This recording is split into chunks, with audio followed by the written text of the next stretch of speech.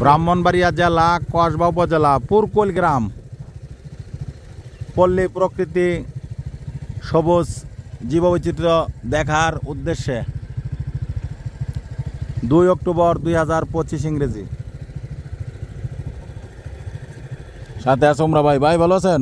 দয়ালুর উপর ভরসা করে ভালো আছেন? সৌন্দর্য উপভোগ।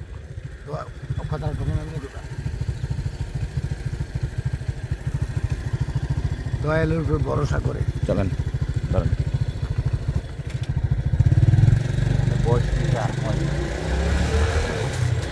নদী নদী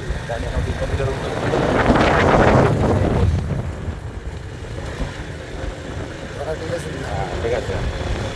গাড়ি সামনে গাড়ি